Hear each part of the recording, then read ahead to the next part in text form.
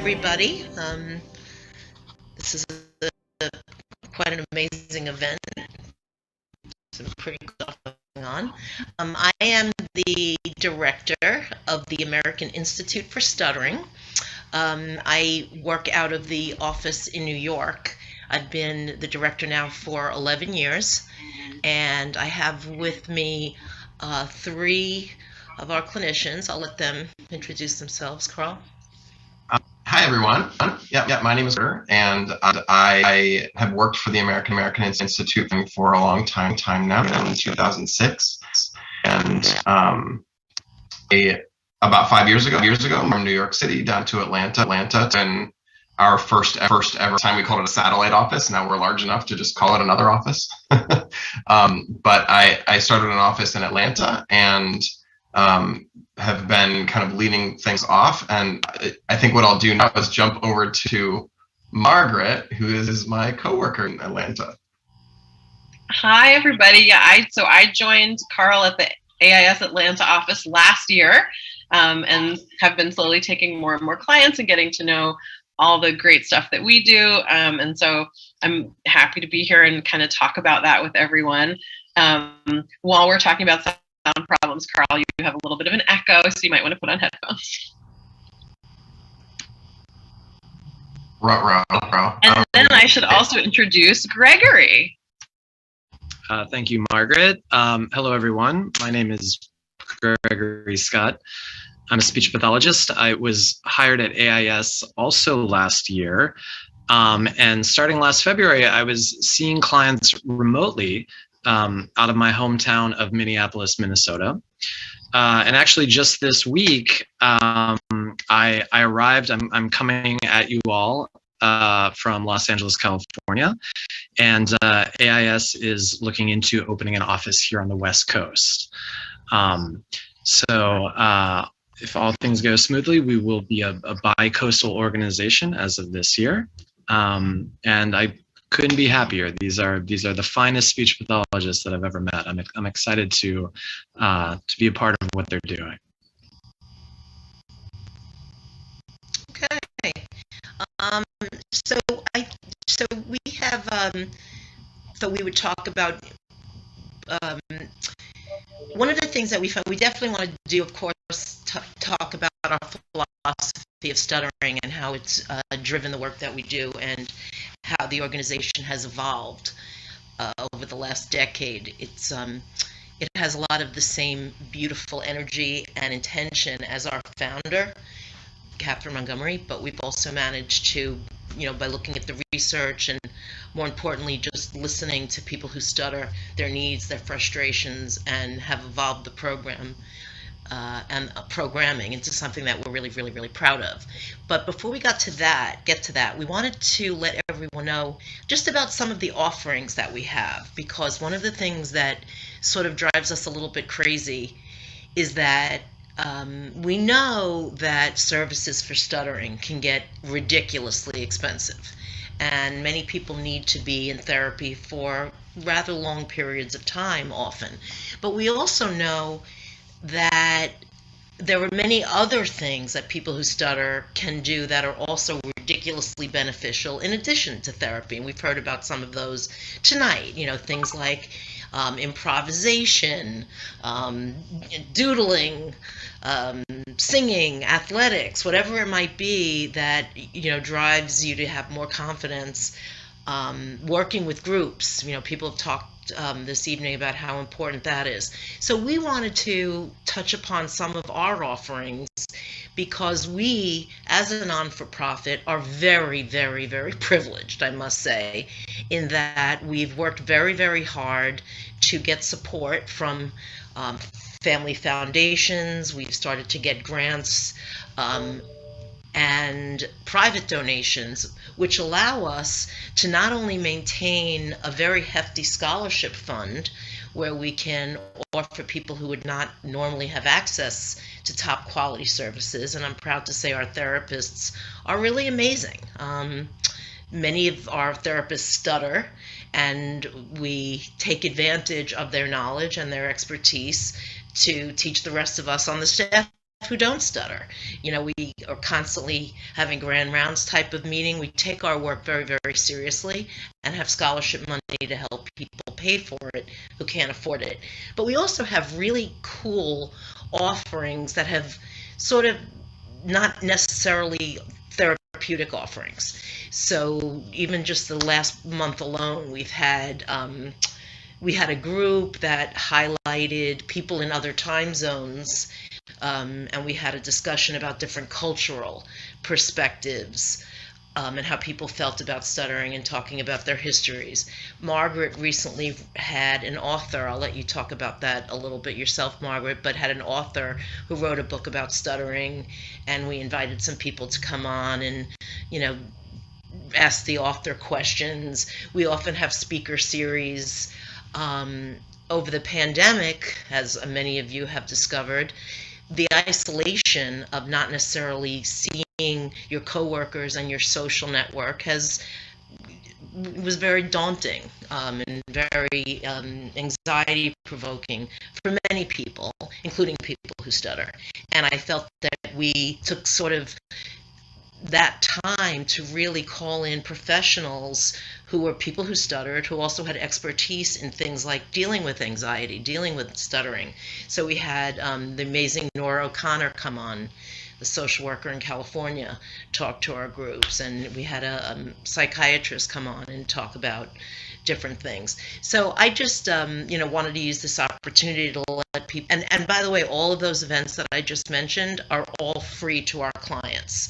So the way our model works is that we kind of think of becoming part of AIS as being vetted, so to speak, because we all know that every once in a while, someone will come into a group and frankly ruin the vibe of the group because they jeopardize it, or they're not appropriate, or they're not socially appropriate for that group. So we are very protective of our community. We don't want to be exclusive in any way, but we feel that we also we try to make sure that everyone who's at AIS has at least a certain foundation knowledge. And I would say that our foundation knowledge is this idea that stuttering is something to be discussed openly, without shame, without apology, and we're very much against philosophically anything that we see as concealing of stuttering. And we frankly see almost all fluency shaping as in line with concealing of stuttering. So in a way, now of course if a client is coming to us and they want to do a little fluency shaping, we'll find a way to work with them, but we're not the types that say, well, they want to do fluency shaping, so we're going to go do fluency shaping with them, and then allow that person to come in a group where everyone else is doing avoidance reduction work and open stuttering work, because that would just, although it could make for lively discussion, and it does happen in some of our open events. So we also balance our AIS custom client events with open events, where we do open up events to the entire stuttering community, and every once in a while we do get a little controversial in those, and we might get some discussions that we didn't plan, but we're very, very careful to balance our programming so that we can sort of meet the unique needs of the community. So I just think it's important that people know, because sometimes I get upset when people say, oh, I just wish I could get some therapy, and I just know it's so expensive, and it bothers me because I know that we have the money to help people, and that's what we really want to do.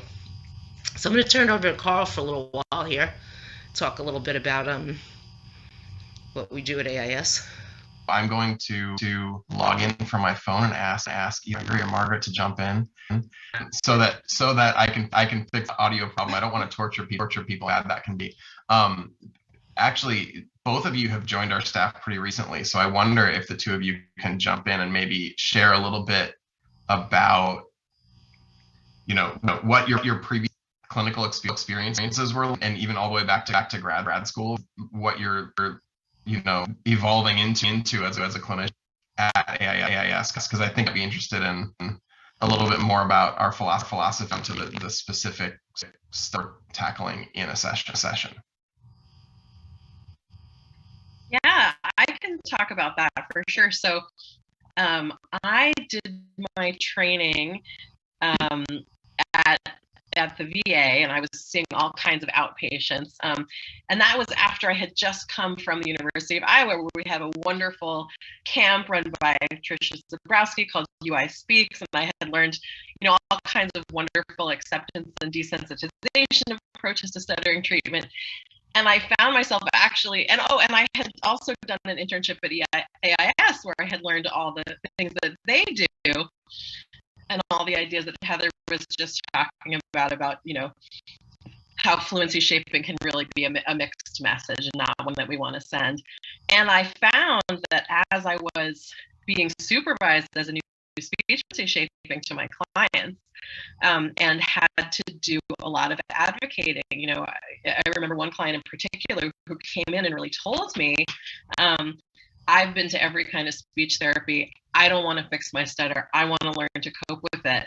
And yet I was still being pressured to offer him fluency shaping. So that was a big eye opener for me in terms of how widespread some of these really you should not stutter approaches are. And ever since then, basically, I've been looking for a way to get AIS to hire me because I really believe in the approach that we have. But as soon as Carl opened an office in Atlanta, which is one of my favorite cities, I sort of begged him to hire me, and it's been so just really wonderful being with a group of people who understand what stuttering is and why that eliminating stuttering approach is not right for so many people. And I think Heatherman learning as a stuttering clinician, those have been just so crucial for me in having the perspective of people who have worked with this disorder for so many years to get that wisdom from them. Yeah, I mean, I can pick up from there. So like Margaret, I was a former intern at AIS. And at the time I was a grad student in speech pathology and was really just struggling to find my fit in the field. And I came out to New York kind of on a whim. And what I was struck by, like literally the very first day I was in AIS, was this radical outlook that really treated stuttering as simply a difference and not a defect. And that was something that was diametrically opposed to most of the messaging that I had received in grad school. And this isn't specific to stuttering. Any sort of deviance from an idealized way of speaking was treated as this disorder that we were aiming to correct. And AIS was the first time where I was in a space that had this, to me, like really transgressive kind of punk rock message that was like, listen, this isn't a defect. And the focus of our therapy is not trying to convert you to fluency. It was all about developing kind of a healthy and positive relationship with not just how you speak, but who you are, like just learning to embrace who you are and how you speak. And I mean, aside from that just being like a touchy-feely, feel-good kind of therapy outlook, what was amazing is that by kind of taking this avoidance reduction approach and taking this kind of this approach of radical acceptance, we saw that as these clients began kind of facing their fears, facing down some avoidances, lo and behold, their speech patterns would change. And as they changed the way they move through life, their speech pattern would also change along with them. And I think what I've really learned and seen in the past year is that, this isn't just positive thinking, like just have a positive attitude and it'll all be okay. But we start with this kind of healthy, positive self-acceptance, and it kind of evolves into a reduction in tension and a reduction in fear. And I think that's the magic of AIS, is that it kind of marries this, you know, kind of like healthy attitude work with an actual evolution in the stuttering pattern for a lot of people. It's very cool to see. Carl, and do you want to try your connection? I do. How is my sound now? I think you it only took a second device and a charger for that device. And so I'm logged in twice. I've got another device, audio only. But yeah, Margaret, Gregory, thank you for jumping in earlier than you anticipated, and perhaps a topic that you weren't ready to talk on. I appreciate your willingness to jump in on the spot. I would love to back things up a little bit and give you all a little bit of history on AIS. My coworkers regularly refer to me as the historian on the staff, because a lot of times I'm, jumping into a meeting and reminding people of things I remember from, something that we have tried before, or, the way things have developed from a way that we used to do things. Somebody just commented, Catherine, so I have been at AIS for a long time, and when I first started at the Institute, I worked for our founder, Catherine Montgomery. And so I'd like to back it up to there and walk you all through the type of evolution that we've gone through at AIS. This is also, I've spent my entire career at this organization, so it's also, I'll be walking you through just a little bit of a summary of how I've personally evolved as a clinician. And I think it can be useful, not just for you to get to know AIS and what we do now and how we've evolved, but also because I think it serves as a microcosm for what's happening in our field. So for those who aren't familiar, it was very common. It's still quite common, but it was very common when I was in grad school for us to learn that there are kind of two main approaches to addressing stuttering in therapy. It was either stuttering modification therapy, which is modifying moments of stuttering and carrying that over into real life settings, or fluency shaping therapy, which is based in behaviorism and this notion that people can learn to retrain their bodies to produce fluent speech and carry that over into real life situations. And then if you add a little bit of cognitive restructuring or some desensitization work into that, and you do all three things with a person who stutters, then you're doing what we were taught was an integrated approach to stuttering therapy. And when I started at the Institute for Stuttering, I came into an organization that started as a private practice with origins in the Hollins Research Institute. That's where Catherine did her initial training. So I'm sure with the number of people in this room, I'm sure some of you are going to be familiar with Hollins. I wouldn't be surprised if there are people who stutter in the room who have literally done therapy there. But that's where Catherine's origins were. And she had expanded to a clinic that was not just running intensives, but also working with people one-on-one. But also the approach to therapy had expanded to including, the stuttering modification stuff, in addition to the fluency shaping work, and lots of self-advertising and voluntary stuttering and fear-facing desensitization work. And she basically had converted a fluency shaping program into something that fit that model that people were trying to aim for, which is an integrated approach to stuttering therapy.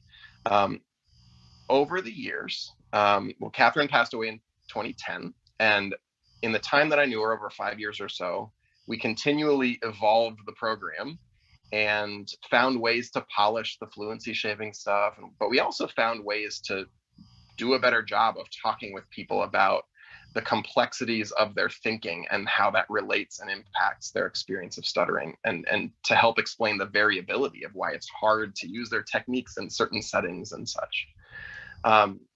But fast forward a few years, after a tumultuous couple of years, after our founder, which any organization that loses their founder is going to go through some bumps. But we were in this wonderful position to bring in, or I'm so thankful that the way that it all went down, but Heather joined us and became our director. She didn't even know she was taking a director position, but after she joined, we had someone else who needed to leave, and she became director because she was the most experienced. And when Heather came in, she came into an organization that was doing therapy pretty different from what her philosophy was. So we did a lot of work over several years of evaluating what we were doing, and really looking inward, which is something that we need to be able to do as a profession when we see something about our therapy is not working, and people are coming back to us for refreshers, for more therapy, and we see that they're feeling ashamed that they're not able to use their techniques. What we did is we looked inward rather than, and I'm trying to compare this to what we had done historically, especially in behaviorism. When you're taking a behaviorist approach in stuttering therapy and teaching someone how to create fluency in their speech, the failure is on the client, right? Because we gave them the techniques, and if they're not working, they didn't practice hard enough. That was kind of the thinking that behaviorists tend to apply to therapy. What we tried to do is look at us and think, what could we be doing better so that people experience greater joy in communication, more of a sense of an ability to feel authentic and be themselves, and to stay connected in a conversation, and to think about stuttering less as they communicate. And in doing that, we eventually stepped away from the vocal fold management, is what we called it, but the fluency shaping work almost entirely. But most of our clients have a complex experience with stuttering, and working directly on creating fluency simply causes them to think too much about it. It causes them to work too hard at it. And as a result, we see less authenticity from our clients. We see less spontaneity, being in the moment, and we see them thinking about their stuttering and their fluency while speaking more and more. Now, some people still want that fluency shaping work. So just like Heather said, we're not completely against it in all scenarios, but we find that it's not a starting point for our clients anymore like it used to be. And so we've come along, like a lot of people in our field, to really enjoying the approach of avoidance reduction therapy, which is very much focused on moving towards spontaneity. And what we're finding in doing more talk therapy in our work, doing more avoidance reduction, working towards spontaneity in the way that we physically work on stuttering, in that we're a lot less likely to work on teaching a specific technique. A lot of the time we're working on making stuttering somehow more efficient for that person. And it's the focus tends to be more on forward flow and efficiency rather than executing a technique perfectly. And the more that we work with our clients in these ways, we're finding that people make faster progress.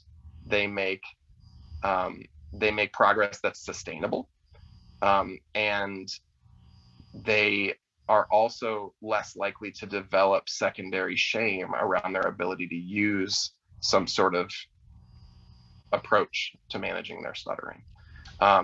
And when people decide to not do therapy anymore, it doesn't mean that we'll never see them again, but we're a lot less likely than we used to be. It was pretty common in the past for us to work with our clients in a way where they would kind of wrap up therapy after an intense 3-week experience, and it was a matter of months and we'd hear from them again and they'd need to refresh. So we've really tried to break that mold, and I think by looking inwards, we've been able to do that.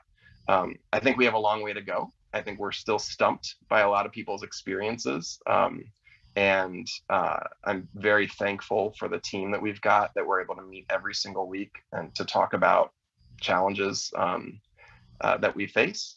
But I guess I'll just add that I'm also thankful that we're able to offer our therapy in a format that's affordable. Some folks are luckily in a position where they can just afford their therapy, and they might have insurance coverage and whatnot to get reimbursement. But for all of the folks who need a little assistance, you know, I'm very thankful to work in an organization where we're able to see people when they're ready to make some changes, and when they're ready to dedicate some energy to it, and not just the people who are, you know, at a time in their life where they can afford it. And you know, it also allows us to not put a specific timeline on the therapy. You know, it can take how long it takes. So those are kind of my prepared remarks. I think this could be a good time to take some questions if anyone has any.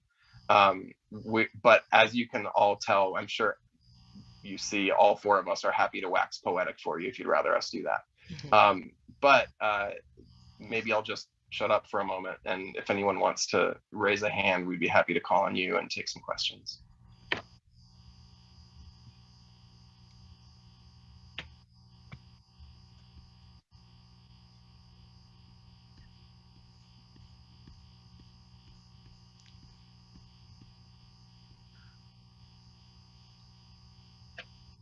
What's the name of your company again? We are the American Institute for Stuttering. Oh, okay. Our full legal name includes treatment and professional training at the end of that. Oh, but we basically, behind that brand, we function a lot like a private practice would. But as a nonprofit, the money that we raise allows us to offer financial assistance to help basically supplement part of the cost of the therapy for our clients. So are you educating speech therapists? Yes, we are not at this stage, we're not a CEU provider. Okay. But you know what though? You know, I should have mentioned this when I was doing my little spiel. One of the things I always forget this, part of our scholarship allocation is for training therapists. So we, as Carl said, we don't really do the whole CEU thing, but we actually do free consulting work. So if an SLP is in, you know, working with a case and having difficulty, you know, they can literally book a half hour or an hour with one of us, you know, to talk about goals and procedures. And we also do presentations in classrooms. I brought a client the other day to present at Queens College for the graduate students. So we do get out there, but it's more sort of grassroots, because I would say our primary mission right now is, you know, is the therapy. Lee had a question. I do. I guess to begin with, hello to all, and it's great to see everybody. Carl, I remember, I think we were introduced by Catherine. I remember that evening well, and we certainly miss her. So my question is for y'all, how much weight or emphasis do you think has to do with both timing of therapy, and then also could you comment on reframing expectations?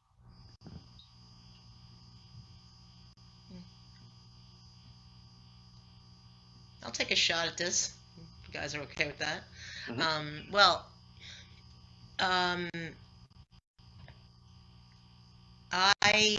First of all, timing, of course, is very, very, very important. You know, we know, you know, even just from the psychological literature, you know, some people are in sort of contemplation mode when they're signing up for therapy rather than in true action mode. So I do think that there are times when therapy is more about planting seeds and perhaps showing someone what it could be like when they're actually in the action mode.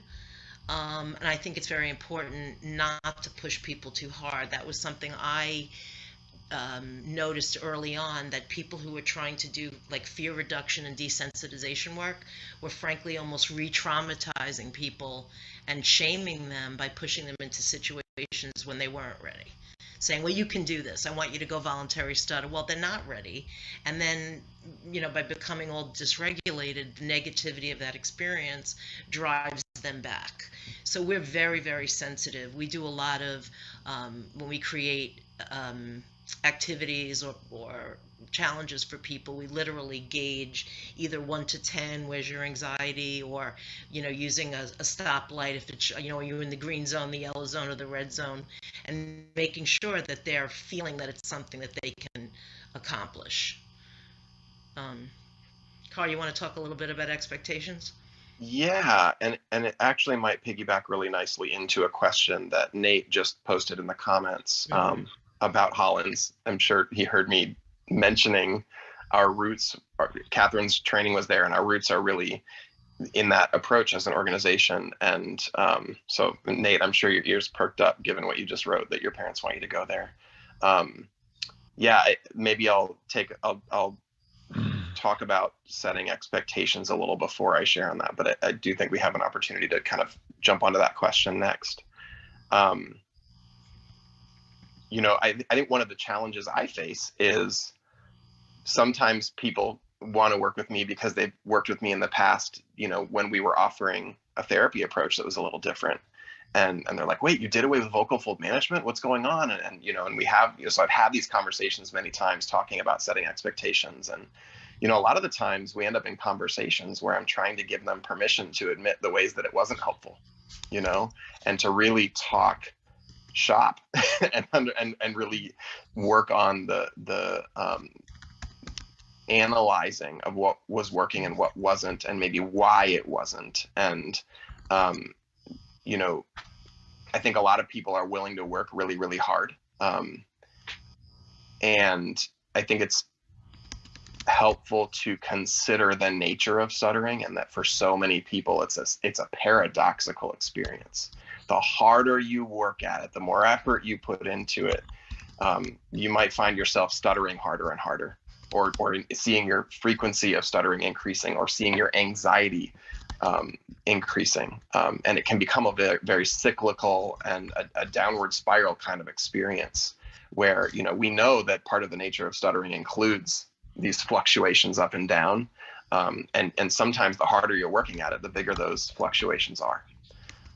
And so I think when it comes to expectation setting and learning to set reasonable expectations in therapy, I think a lot of those conversations start by working together in an alliance between ourselves and a client, or a group of clients, to talk about, again, the nature of stuttering and what makes this tick, you know, generally, but for each person as well. Lee, are we getting at an answer of what you're actually asking?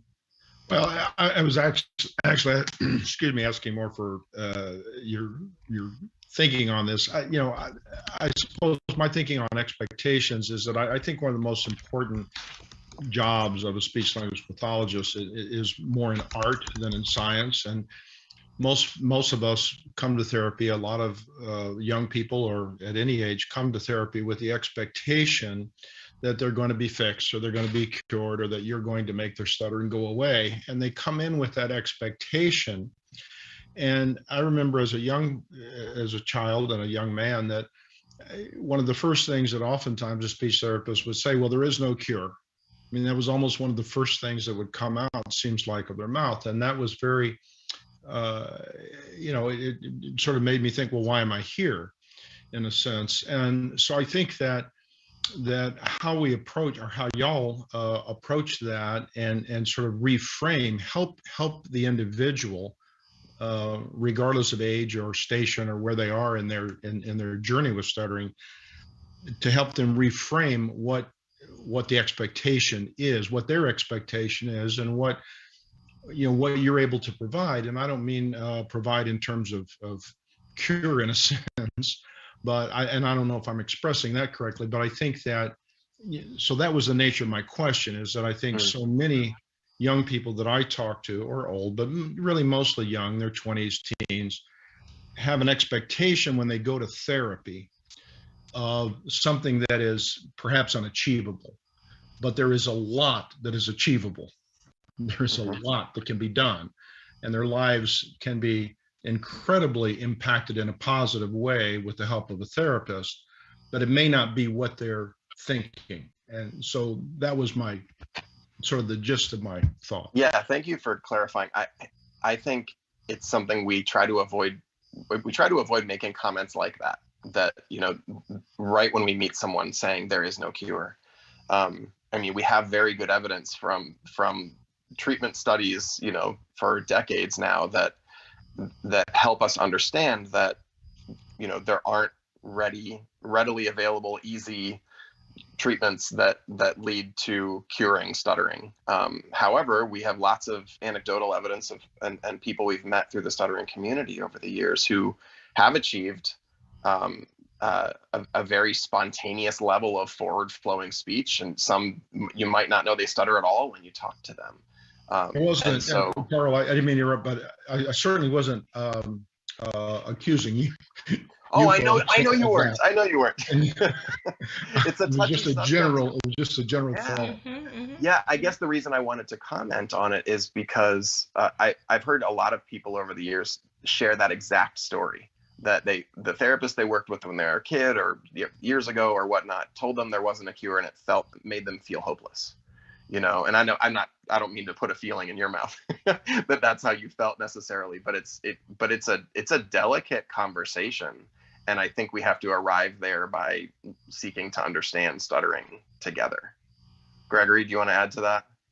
Yeah, this may help. I mean, this gets into like very practically, like how do we operate as therapists and what do we do in sessions. Sometimes with a very new client, we'll pose a question of, okay, if you didn't stutter anymore, what would you go do? Like what are things that you would go do in life?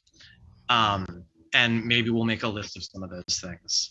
And as we examine those sort of like life goals, we'll see that maybe those have less to do with stuttering than the client thought. And we just kind of shift the focus away from, am I stuttering or am I not, to, well, okay, what do you want to do? What do you want to do with communication and speech? And can we coach you and help you to do these things? I mean, kind of whether you're stuttering or not. And that can kind of break people out of that black and white, I'm either broken, fixed, stuttering, not stuttering. And it also just gives us like very practical, like real world things to work on. Yeah, I want to quickly pivot to make sure we answer Nate's question, because we're nearly out of time and we're going to be shifting, I think, to Mark Baer shortly. But I want to just point out that we're not in a position where we would ever want to discourage someone from doing therapy that they're really starting to lean into. But I will just briefly say that we used to do our therapy in a mode that was basically what Hollins and any other behaviorist-based therapy organization or clinic might be doing. We at AIS believe that stuttering is more complex than just a set of physical symptoms that can be kind of treated over. And we kind of like to think of it in terms of stuttering being that iceberg that we often metaphorically compare it to, where there's a set of physical symptoms that are visible and observable, but below the surface of the water, unobservable, are lots of feelings and attitudes and avoidances, and those are really the things that make or break the experience of communication more than anything else. And so when we apply fluency shaping as the only treatment for someone who stutters, even in an intensive model where you're willing to work really, really hard at it, what happens is it's kind of like taking a leaky roof and slapping some new paint over the leak. It will work for a while. It'll look like the leak has been patched, but your problem will fester. With the leaky roof will fester and will actually worsen. And then the roof will be worse, and eventually we'll see the symptoms of the leaky roof again. What we are trying to do at AIS is, and lots of clinicians around the country now are there's really a movement towards, understanding that speech therapy can be talk therapy. It doesn't need to be so speech skill driven, that we can make more sustainable change in a person who stutters life by not being so speech skill driven. And if Hounds is the thing that you're going to try. I hope it goes well for you, and I think there are folks where that kind of approach really can work. We've just found that for far too many of our clients, it's not a sustainable long-term best option.